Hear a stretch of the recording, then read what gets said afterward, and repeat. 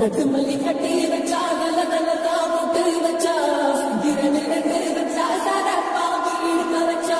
வச்ச புட்டி ஒன்னையும் தூக்கி நெத்திக்கு மத்தியில் கொட்ட வச்ச வாழை வச்சு கொண்டு நேரத்துக்குள்ள வச்ச கட்டம் தொட்ட அடிய போட்டு விடுவோம் அப்படின்ற கட்டு மல்லி கட்டி வச்சா கலகலதான் பட்டு வச்சா